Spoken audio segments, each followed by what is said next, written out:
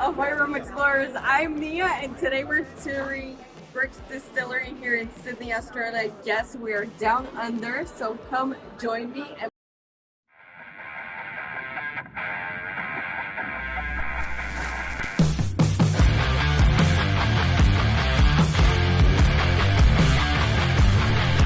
Under some rum with me.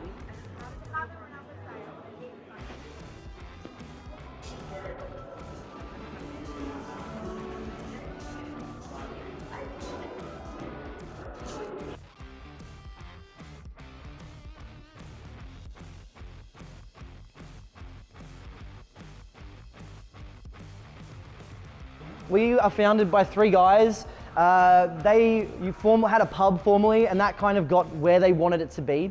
So much like myself and the guys here, they used to love a rum after shift. They were big enthusiasts, which is always the best time to do business plans. And so on such a night, I'm sure the old back of the coaster business card came up. They were throwing out ideas as to what was coming next. The idea of a distillery was thrown out. I don't think many of the guys thought that was going to go any further than that, but they kept on that track, kind of thought about how we could move this forward. They actually got a business plan together. Few snags there, not a single one of them knew how to distill. Small piece of the puzzle in this industry. But they pushed forward regardless. They found a head distiller that really had that passion for rum as well. And then we opened this place up in 2017. Becoming Sydney's first and still only dedicated rum distillery. And as far as I'm aware, I've been told the first distillery in the 2000th postcode, which is like almost arguably more impressive. Because we are zoned not exactly where you'd expect us here. You think of kind of alcohol production, you're thinking usually a lot more Marrickville these days. But the guys chose this on purpose. They wanted to be in this creative hub of Surrey Hills. If you walk kind of that direction anyway, you're gonna find a whole bunch of fantastic food and drink and cocktails flowing out of the doors. They also wanted to be here, front facing. We're not hiding the stills behind the big garage door. Everything's glass at the front. We want people to know we're making rum in here. We want people to know what we're doing. And hopefully we can kind of spin rum in a bit more of a positive light and show that if you put the love and effort into it, it can be quite a refined spirit. Rum in Australia doesn't necessarily have the best connotations. It was quite literally called cane cutter's fighting juice for quite some time. There is a bit of an idea that if you drink rum, you would get a bit aggressive. But much like a lot of other spirits as well, you have kind of Bundy for a while dominated the Australian industry. So if you were going for a rum and coke at the bar, that was all you were going to get typically. Much like a lot of people when you're young, you're going to probably go for your cheapest alcohol and drink far too much of it. I get a lot of people in here on our cocktail classes that are like, oh, I don't know if I'm in about rum. It's probably because you got way too much of the cheap stuff way too early. But hopefully we can spin rum in a lot more positive light and show what you can do with it and how diverse of a spirit it can be. I will be running through a bit of history today, a bit of history around rum and then Australia's history with rum. We can jump back on this side because there's no distiller in at the moment and we can kind of see how the cake is baked. From there we'll come back around, we'll go through a whole bunch of tastings and that'll be the extent of our tour today. If anyone has any questions at any time, no need to do this. It's not exactly a classroom, just shout out at me and I will do the best of my ability to answer those questions. My background for the past 6 years has been distillation, so hopefully I'm going to be around it. I will be asking you guys some questions. None of them, I swear, are trick questions, so if you don't know the answers, feel free to have a guess, and we will go through this together. And I'll start off in that way. Does anyone want to tell me where we get rum from? I'll take two answers. Burger King? Is that real over there?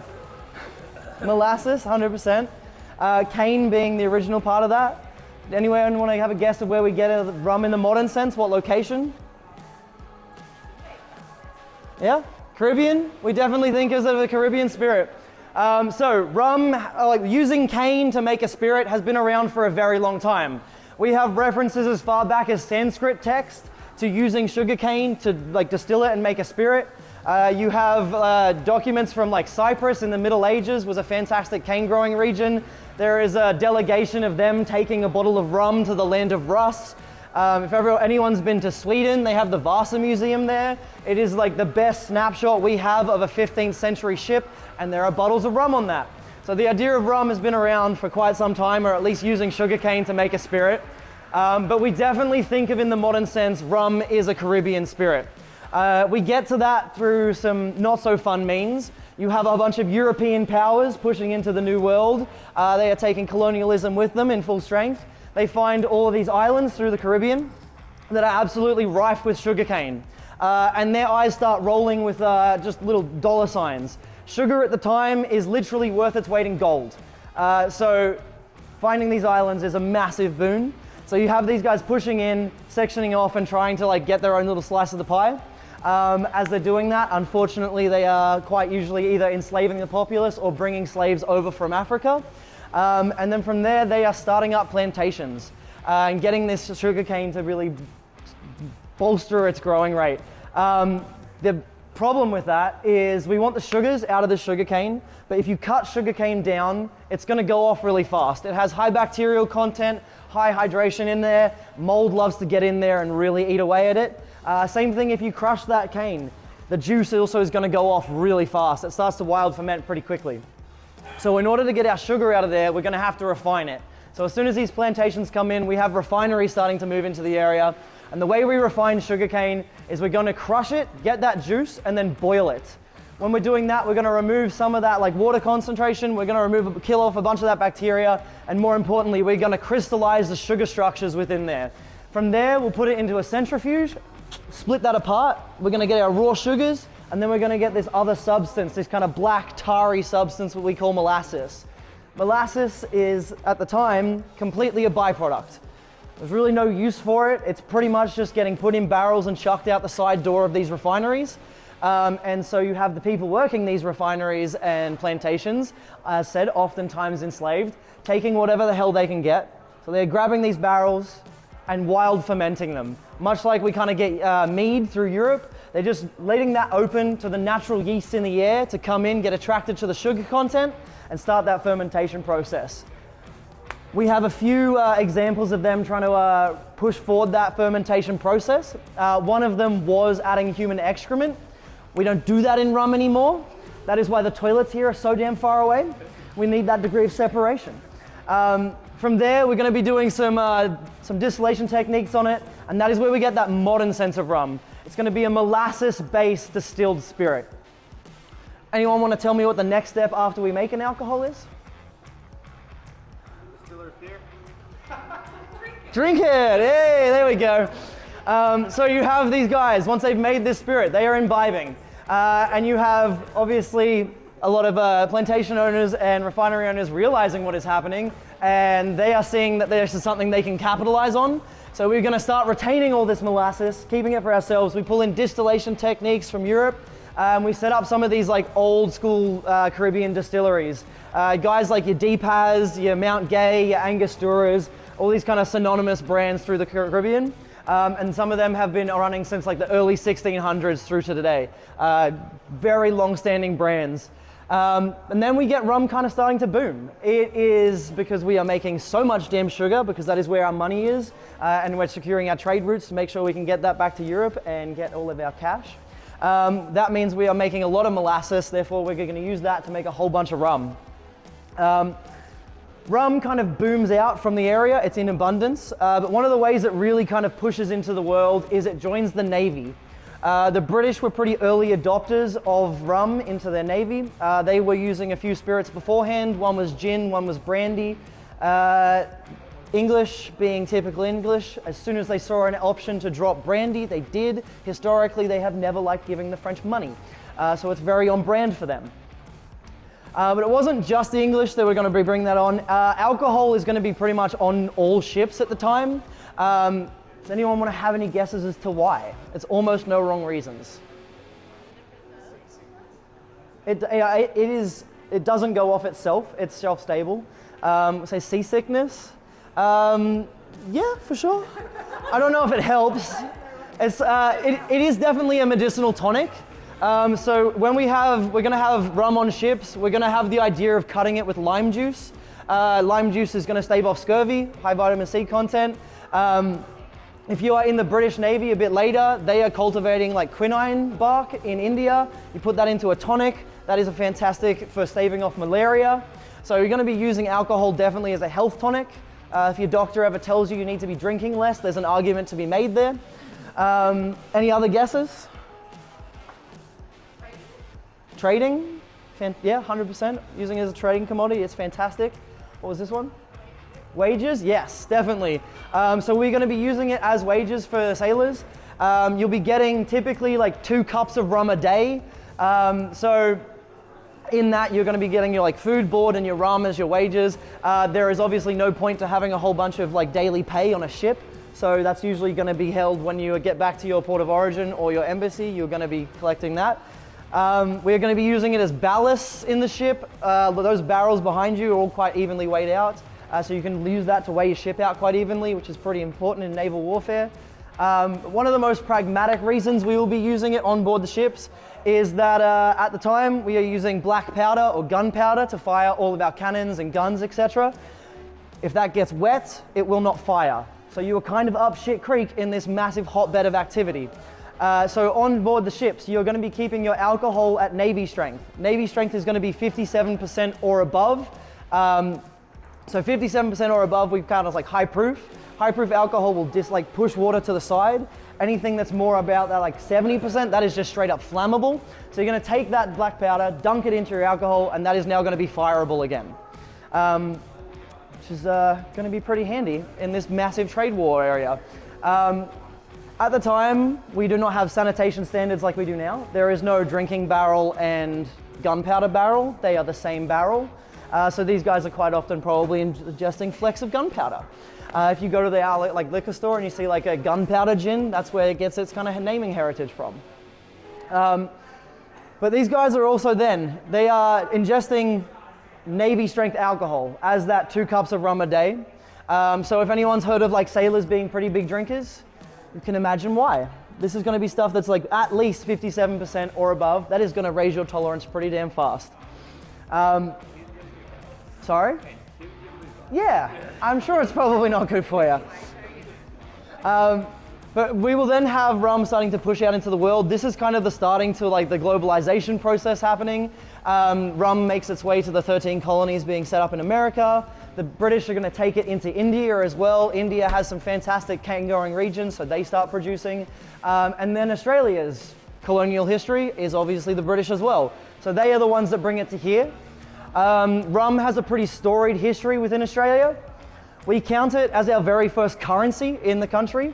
The rum trade was pretty much how same thing again, we had it for wages. People were guaranteed payment of the next shipment of rum in to like start like build things and set up businesses and such. So as that early like settlement was, rum was very much our currency. This led to a pretty big perceived drunkenness in the new colony. Perceived because I'm sure everyone was probably imbibing on that rum they were getting as their wages. At the time as well, we had kind of one force just simply called the Corps. They were essentially the government's only arm, like police, military, security, everything. They started to gain quite a bit of power. There was a few affluent people that moved over to the new colony as well to try and make their way into the new world. And they started to gain a bit of power around this rum trade as well. So these guys are pretty much, they are controlling the handing out of wages. So they're controlling who's getting their rum, which is giving them quite a lot of power, seeing as that is our currency at the time. The British don't love this little kind of sovereign power almost rising up beneath them. So they sent over a man in 1806 called Captain William Bligh, and part of his purview was to lower some of that power they were slowly garnering. He is also quoted as not enjoying this perceived drunkenness of the new colony. He didn't think it was befitting of the British Empire. So he was also trying to get that curbed at the same time. So when he got over here, he tried a whole bunch of different tactics. They implemented a bit of a tax on British rum, so we started shipping in from India because it was cheaper. They would quarantine the docks so you couldn't bring your rum off. So they would float the ships offshore, bring the rum in overnight clandestine. That ship would be docked the next day. From there, no rum on board, fantastic. Somehow there's still shit tons of rum in the city. So they are just undermining this man at any point they can. Eventually, 2 years later, 1808, he makes a declaration. The rum trade is illicit, completely illegal. Pretty much the next day, we have a second declaration gone out by the Corps. They deem him unfit for governance. A really nice way of saying, fuck you. So they deem him unfit for government. They march up to his house, full regalia, bayonets are fixed. The plan is to put him under house arrest. It is the first and only time Australia has ever had a coup. It is the only time we've forcibly removed someone from office. Maybe that speaks to the Australian drinking culture. That's the only time we've removed someone is because they tried to take our rum away. So there was a few memoirs released over the next 5 to 10 years after that event, which we call the Rum Rebellions. By all accounts, his daughter opened the door and tried to hold them off with her parasol. Brave girl, arguably very stupid move. She was also then placed under house arrest with her father. They were under house arrest for about a year and a half. In the interim, the Corps really, and those affluent members really did control the southern penal colonies, is what we were at the time. This also spawned what we credit as Australia's very first public artwork showing. So they found him hiding in his bedroom. By all accounts, he had a loyal follower base that he was probably trying to escape to. But they used this as a massive propaganda piece. They commissioned a whole bunch of posters to be painted up of 2 guardsmen pulling him out from underneath his bed. They plastered them all over the city to paint him as a coward, and it worked. His supporter base definitely balked, and he had really no credibility left, and so he was definitely ousted. So those, as I said, that Corps pretty much reigned here in the southern penal colonies for the next 2 years. We get to 1810, and we have the next governor sent over. He is a man called Lachlan Macquarie. If we've been in and around Sydney for any minute, I'm sure we've probably seen that name in just a couple of spaces. He is credited very much as being a city builder for us. So when he was sent over, he obviously realized stopping the rum trade wasn't going to happen. His predecessor was quite literally disposed of for that. So he lent into it in a completely different way. So when he got here, he saw that our hospital was essentially just a bunch of field tents, not exactly up to scruff. So from there, he put aside a parcel of land. He put together a petition to the English government to try and build us a brick and mortar hospital. The British answer to that was just a big old pfft. They were not going to do that for us. Far too expensive, way too resource intensive. But he had all these plans done up. Does anyone want to guess where that plot of land that he put aside was today? Where Sydney Hospital is now. Over on Macquarie Street. Yes. See, no trick questions. Macquarie. But that is how we, so he got 3 contractors that were willing to build this hospital for us, guaranteed them express monopoly on rum imports. So they were guaranteed 45,000 bottles of rum. That got up to 60,000 bottles of rum, gave them a whole bunch of convict labor, because that's where we're at in our history. And that is how we got our very first brick and mortar hospital in the country. There is still a hospital over there on Macquarie Street. It is the Hand and Eye Hospital, or the Rum Hospital as it is nicknamed.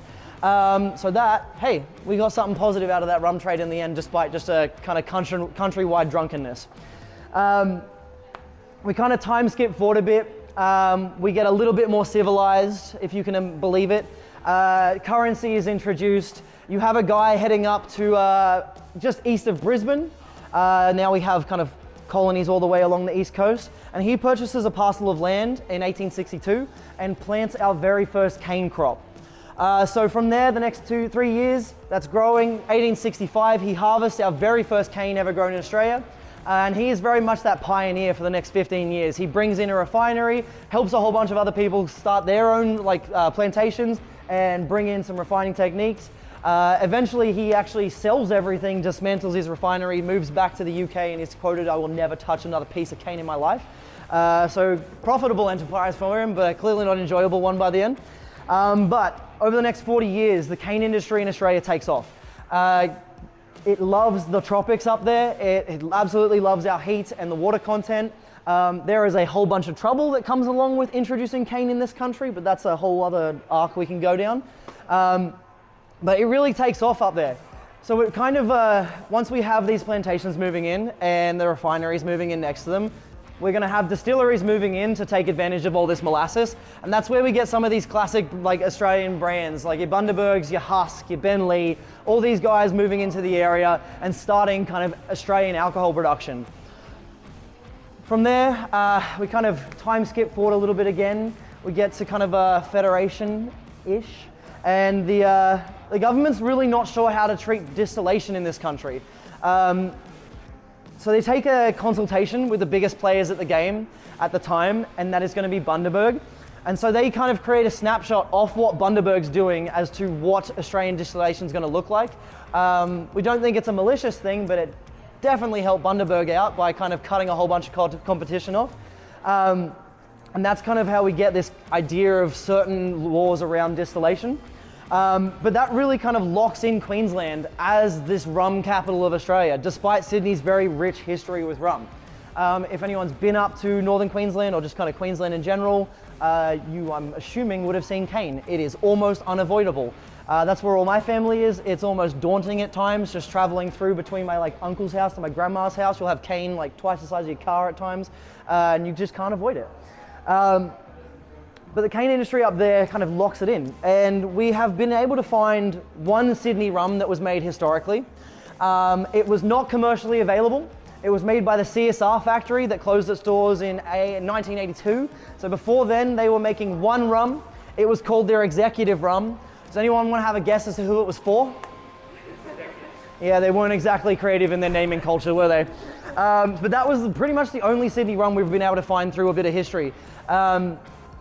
But we kind of then go back about 5 to 10 years ago from today, and you have some of the guys in Tasmania. They have a few less state laws around distillation, so they fight against some of these kind of arbitrary laws in the Australian distillation industry, and much like kind of following suit with you guys from Sipsmith in the UK, they open the doors to craft distilling in Australia, which we are very thankful for. Then you kind of have this big flood of Australian gins coming through, taking advantage of all our natural native botanicals. Give it another 4 years, you have Australian whiskies coming through, showing off what we can do in the world of spirits production. If everyone's happy, we can head back this way. Before we head back this way, we are an in-production facility. We have been in production today. As tempting as it is, when it's a bit cold out like today, the still is very hot. She feels like she'd be good to hug. Please do not touch her. She is very, very hot. But we can head around this way, guys. Feel free, if you've got anything left in those cups, bring it with you. But otherwise, we can forward around this way and we can get a little cozy. So, alcohol production all starts in a very similar place. We are gonna try and get sugars and turn them into alcohol. That's simple. How we get those sugars is kind of where the big first change is. So we get our sugars from molasses. I have some over here you can try. But despite maybe wanting to separate ourselves from a certain name, we do get our molasses in from the Bundaberg refinery. They make amazing refinery grade molasses for us. So that comes in over here. As you can almost see, a little hole here I'll shine a light in. You can kind of see in there, it is essentially just like a 1,200 litre goon sack of molasses. For our international people, like a big wine bag that we colloquially term for very shit wine. But that is how we get it in. We keep that on a heating pad, keep it at around 42 degrees because otherwise it is not going to go through a pump for us because it is insanely tar-like. If anyone wants to give it a try, I have some over here. This is the same stuff out of there. I got some spoons if you want to come over, give it a grab. It is this kind of, it is a someone's keen. It is this Vegemite, yeasty, soy sauce, sweets, umami, licorice, it's so much flavor kind of packed in there. So if anyone wants to give it a go, feel free. But when we say refinery grade, when we're doing that refining, so that first step, this is gonna be that very first separation, that's this stuff. You can add water to this, do that process again, and get blackstrap molasses, do that process again, get A and B grade molasses. So as we go down, so this is really packed full of flavor because it's only had that one separation. What do you reckon? It's very thick. Yes, it used to be a lot bigger of a thing on toast as a spread. Yeah. We now also use molasses as a feed for cows and horses. They absolutely love the stuff. Anyone gonna opt in for putting that on your toast? Yeah. Oh, better than Vegemite. Big calls. All right. So that is going to be the basis for our alcohol. This is my first rum joint. I've worked a lot of grain spirit and stuff before. Goddamn, rum is awesome. We start with that. We don't have to make a mash. We don't have to make a wort. This is it. It's great. We're going to take 200 kilos of that. We're going to throw it into this guy. So from there, we'll add about 600 litres of water, nice 3-to-1 ratio. We use Sydney water, just filtered once. We are lucky enough to have fantastic quality water. We don't have to do too much with it. Mix that up, get it to a really nice viscosity, and then we will take our very first Brix reading, and that is where we get our name. So Brix is the measurement of sugar within a solution. So we're going to take that reading to make sure we got enough sugar in there that we can convert. Simple as that. Once that's mixed up, we will then put it into one of our 8 fermenters. We keep them separate here because we use 2 strains of yeast to ferment. Through that process, they will ferment separately, they'll get distilled separately, they'll get aged separately, and then we bring them back together depending on what our end product is in slightly different ratios. So on this side over here, what's this? That's going to be 9, so that's today, 4th, there we go. So over on this side, we're going to have our Caribbean yeast, our C17. We want to give that a whiff and pass them along. That is going to be big, bold flavors. Some of that like Caribbean stank, big Jamaican like pineapple and banana flavors off it. It's big, bold flavors we want out of that. That'll ferment for around 4 days. So this has been on since the 4th, so this will be coming off tomorrow. So it should have a lot of flavor in there for you guys to sniff. And once we get to like that end of the ferment, yes. Where does the, you talk about yeast in there for like wild ferment. Yes. Where does the yeast come from originally? Like how's it shaped by the location? So at this point, yeast is its whole own industry. So you have like cultivators of yeast that grow it in labs and keep it under like intense cold conditions to like keep original strains and stuff. And you'll section some of that off and grow a new batch to then like, you basically dry it and then send it to us. And we have like the top shelf in that fridge is just all dry yeast. So you can keep it very consistent. So it is its own like industry within itself at this point. And you have distillers yeast and winemaking yeast and like brewers yeast, and there's so many subsections. It is its own industry as a subsect of off the side to the alcohol industry. And so when you call it Caribbean yeast, Yes. that's because of the flavor.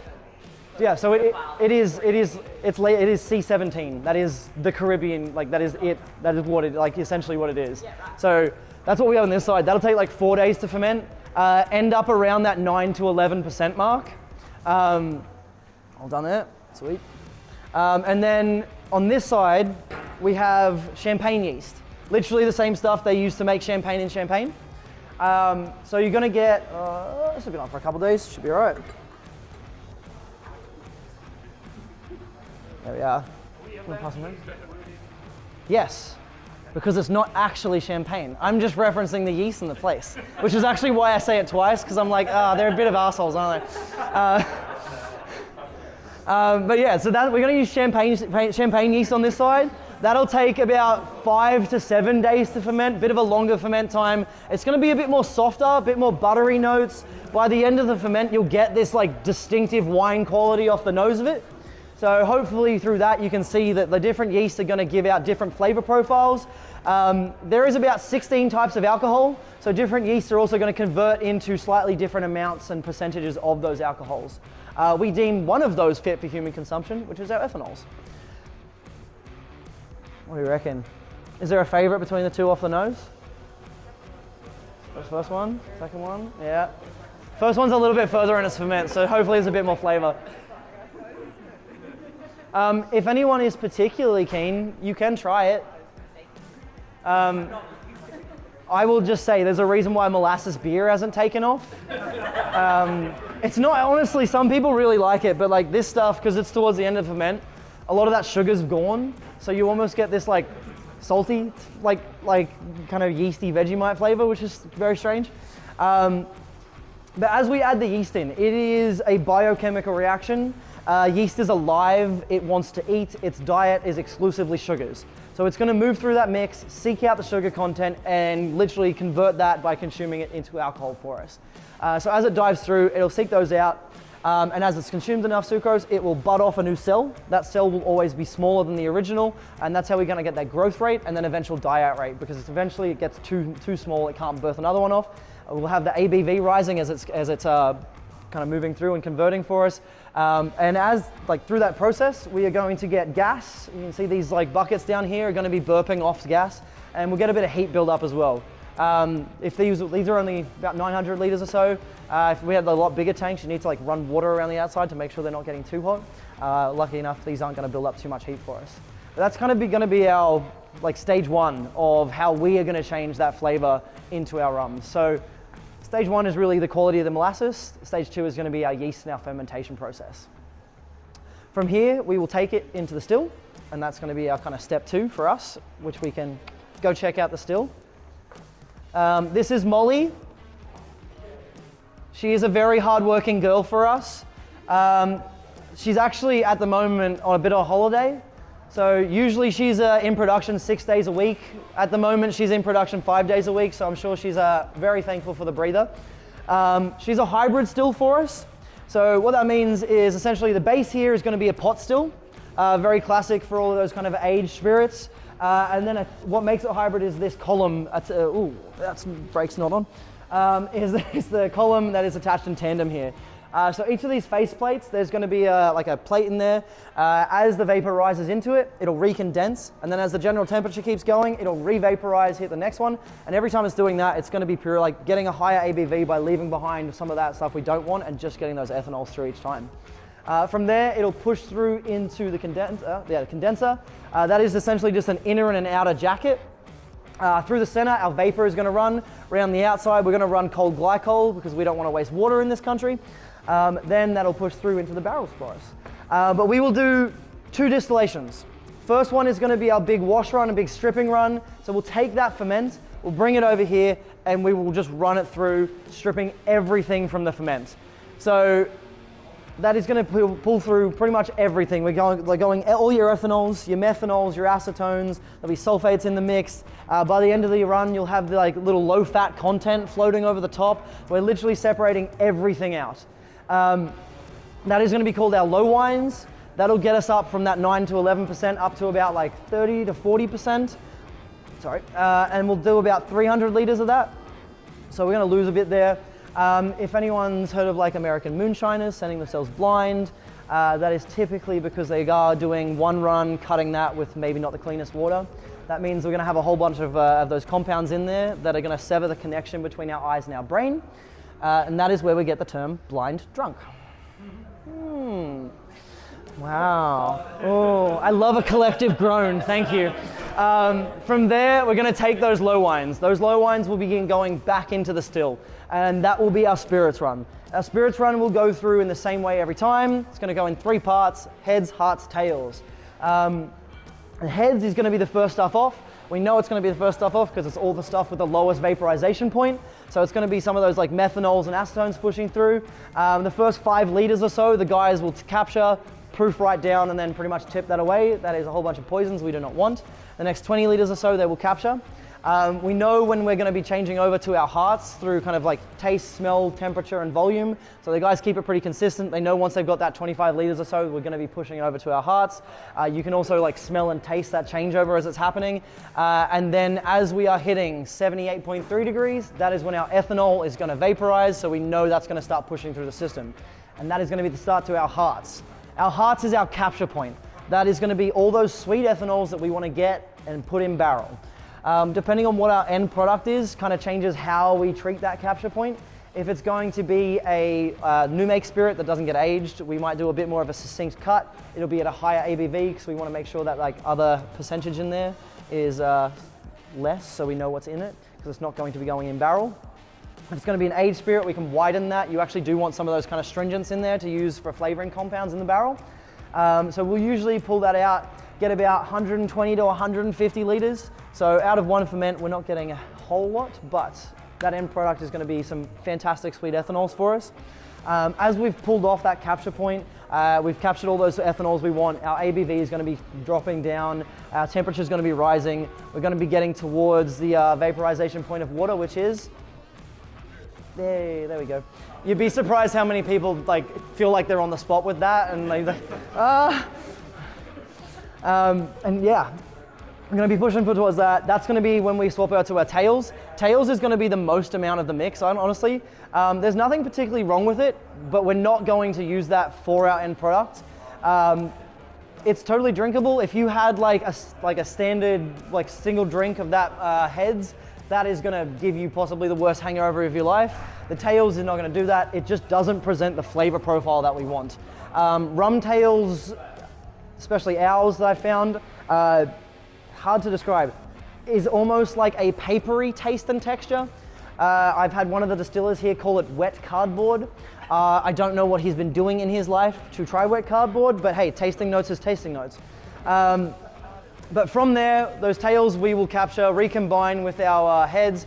They can be thrown back into the next run, bulks up the amount of liquid in there. There's still ethanol in there that we can pull out. It's kind of the distillation wrong place, wrong time. But all those hearts in the steel drums here, we will like put them into a big IBC. That IBC will load it onto a truck, and then that truck will go over to our warehouse in St. Peter's. And that is where we do kind of the final step to the puzzle, which is all of our maturation, which is just a great word for leaving stuff in a barrel. So we have a few barrel examples here. You can kind of see dotted over there, some like standard 200 litre bourbon barrels. So there's a few different type of barrels. So we're gonna have just a like stave is off the like that one portion of that side of the barrel. That is gonna be just a virgin American oak stave. Nothing has been done to that wood. It is just wood as it comes, shaped into the barrel. Next one we've got is going to be a toasted stave.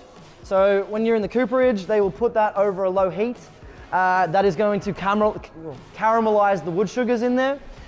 Give it a nice little color. It's going to give us nice coloring and flavoring still. Still form a layer, but it's not going to be as like heavy as a filtration as our last one's going to be, which is going to be our char. So you can see on that one, we literally have a charcoal layer build up on there. They're going to put that over a flame in the cooperage. We're going to be building that layer up so that when we are putting it in barrel, and we're going to have heat and cold affecting that wood, we're going to get expansion and contraction happening. So as we're getting that, you're going to have the liquid sucked into the wood and pushed out of the wood, and every time it's doing that, it will be passing through that layering.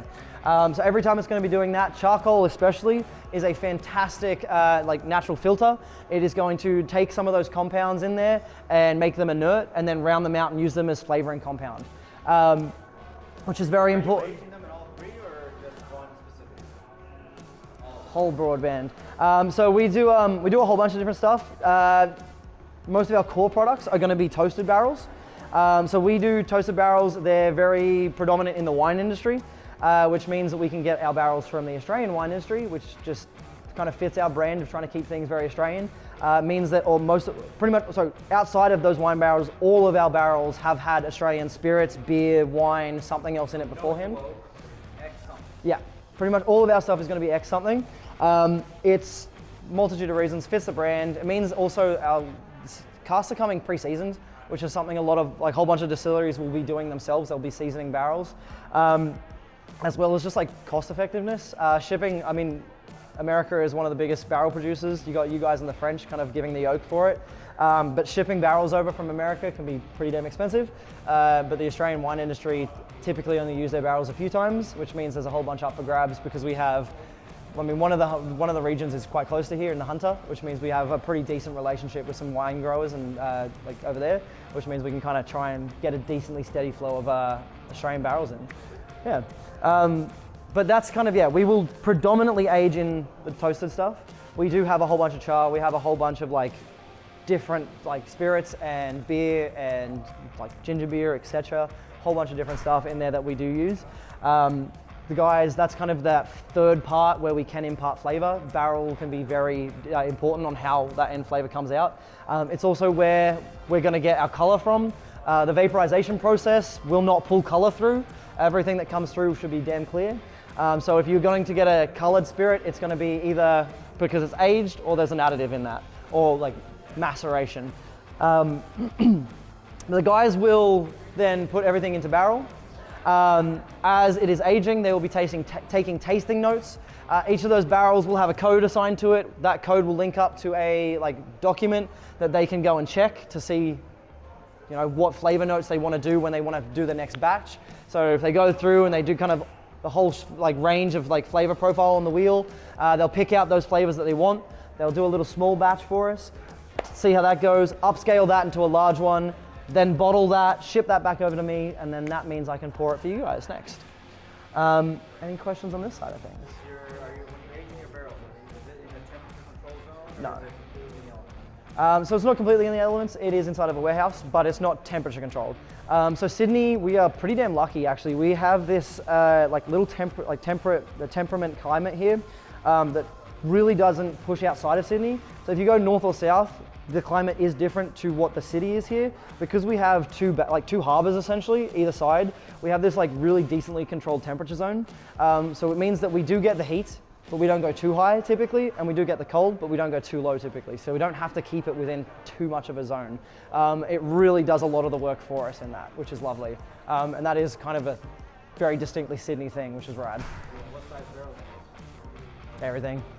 We've got a whole bunch of 200s, 300s, 225s, 500s, kind of whatever the guys get through. There's very, like if the option comes up and they see it as being a viable like flavor profile that's already in that barrel, or they just want to give it a go, the guys are happy to jump on it. And we have like three cask select series up here at the moment. We've done like other ones, like one's a Pinot Gris, one's Tawny barrel, which is like Australian port.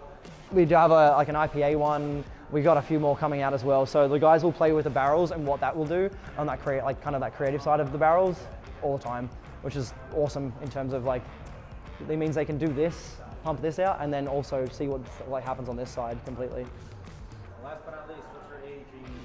How many years? Years, months? Yes, so we in Australia have a law that says you cannot attach the word rum to a product unless it's aged 2 years. So all of our stuff that has the word rum attached, minimum 2 years. Any of the stuff like our cane spirit and all that, that is going to be less than 2 years. But when we do the tasting notes, I can tell you exactly what each of those is going to be aged for as well. But yeah, minimum 2. How much do you produce in a week? Depends on what the guys are doing. I can't say exactly. They'll typically do things in a bit of a batching so that we can push things through. They've also scaled back just recently, so only 5 days of production a week, so I'm not exactly sure right now. I would have to like sit down with them and see what they're actually at. I know, sorry, I know, I should be more on top of it. Unfortunately, I'm too busy with the venue half the time, so. But no, it's a great, we were, like I said, each of those runs will give us about kind of that 120, 150 liters, but that's at high proof, so you can kind of double that in terms of end bottles. But without kind of sitting down with them and seeing what their production rate is right now, seeing as we've kind of just changed over, I'm not exactly sure. And it's So, is it 7 days? Would someone have to be here 7 days a week though? at the moment it's 5. So at the moment they're doing Monday through Friday. They were doing Monday through Saturday, where she was only getting Sunday off. I used to say it's because she's very pious, but now she gets a whole weekend, which is lovely. She deserves it. She's been working hard for a while. Sweet. Yep. The mango rum. Yes. What stage of the process? Like, how is the mango flavoring? So that's that kind of 4th step. You can kind of do it before or after aging, but so maceration, it was part of it. So you're going to take like literally the fruit and leave it in high proof alcohol and let the ethanol in that extract like all the oils and flavors off it. There's also a bit of like distillation of the pits and skins and some other processes in that as well. So you can there's a few different ways to do flavoring. So you kind of have that 1, 2, 3 part, and then there is a 4th of like maceration and flavoring through that way. I mean, there's also some products where people will put in sugar and additives and stuff as well post. So Yeah. yeah. Okay. Your personal favourite? I'll say it. I mean, I'm a big fan of the trail mix, but there is the double IPA I got to taste the other day. Ooh. It's damn good. Are you blending, or how are you dumping? We are blending, yes. Typically, pretty much everything. So everything's going to be a blend because of those 2 yeast strains. So everything is going to be a blend of those 2 brought back together. And then, yeah, water to proof down. Who's the blender? We have a team of 3 distillers. So we have a head distiller, Shane Casey, pretty decent tenure through Australian distillation. His family were all like Boilermakers before this as well. He has like full engineering degree. He helped set up this whole thing. And then we have a team of 2 as well that help out on the other side of things there. So one will be here, one will be over there. And they're both like IBD certified. And Any cask proof? sorry? Any cask proof bottles? Oh yeah, yeah. That Pinot Gris right there, that's at 60.8. The Tawny is not cask proof, but that's at 45. And then I think the double IPA is coming out around 58. So, I mean, that is all, like with all the products, they'll do proofing tests and see where they like it. And it kind of just depends on where they see the flavor being presented the best. It's, you know, a bit more in terms of excise tax for those ones, obviously, but the passion is always in what the best product we can put forward first. That's always going to be the thing they're looking at. So like the Pinot Gris one, especially, like the excise tax on that is going to be high because it is at proof. But that's where they saw that Pinot Gris flavor really pushing forward the best. So they went, that's it, it's got to be that. I like to say we are not a winemaker, we're not a whiskey producer. I'm not going to tell you you're wrong if you taste something in there. There are tasting notes on those sheets. If you taste anything else in there, taste is your like second biggest association flavor. And we get all of these tastes through esters, and a lot of these things are going to share esters, so you're probably just going to be reminded of something you've had before. The first one here is going to be the Brix Cane Spirit. So as said before, this is cane spirit because it is not aged 2 years, so we are not allowed to attach the label of rum to it. So this guy is going to be 70% a new make spirit out of the still. That will go over to the warehouse, sit there for about a month, get proofed down, let those flavors come together and really homogenize. And what we're doing that's interesting with this is the other 30% of that mix is going to be one of our aged spirits. We double clarify it through charcoal filters and then add it back in. So it does give a little bit of like a straw tinge to it. It's not 100% translucent. We do this, we did have a spirit called Brix White previously. It was delicious, won us a bunch of awards, but it was very delicate. You put it into a rum cocktail, which is typically where people tend to put their white rum. And a lot of rum cocktails tend to be very kind of citrus forward, bold flavors, and you kind of lose some of that rum flavor. So with the addition of that aged spirit double clarified, you're gonna have a bit more of those like oils in there. You're gonna have a bit more legs on the palate. It's gonna hold on a bit longer. Should get some of those kind of classic flavors like that crisp apple, the like kind of like pear, banana, maybe a bit of honeydew, like a bit of like vegetal, a little bit of like cut grass. What do you reckon? It's all right. Yeah, I think the guys have done a decent job on the tasting notes.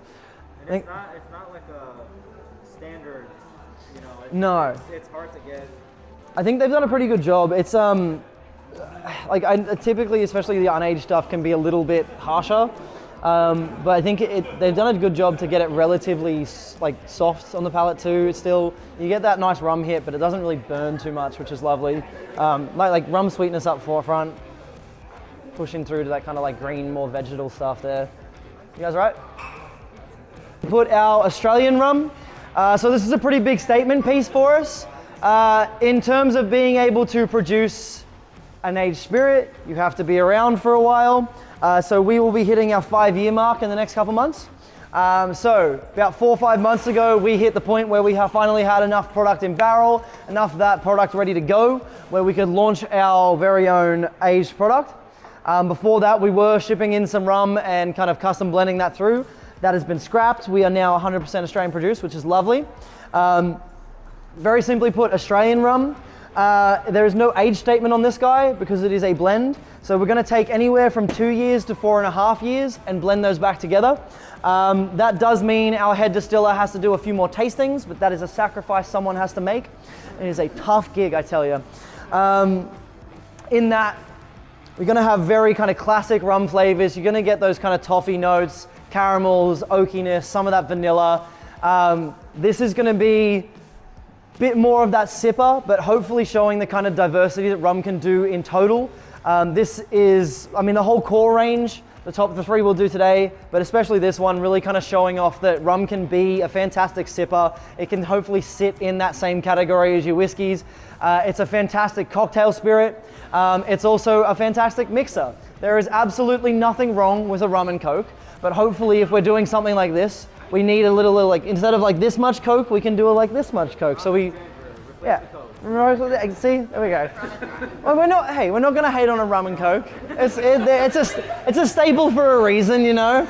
But hopefully, if we're doing a spirit, something with a bit more like love and effort put into it, you're not trying to hide it, you know. You're just trying to give it that little extra.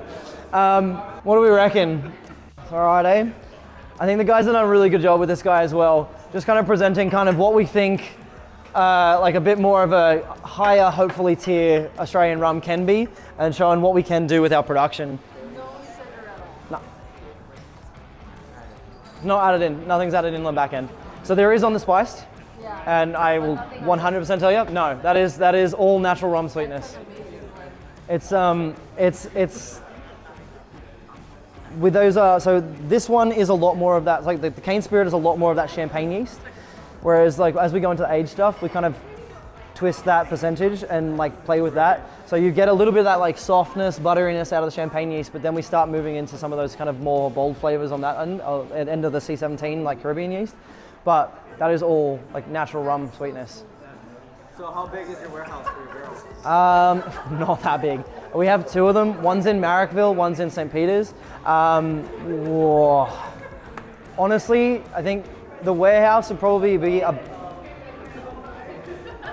probably two or three of them about this size.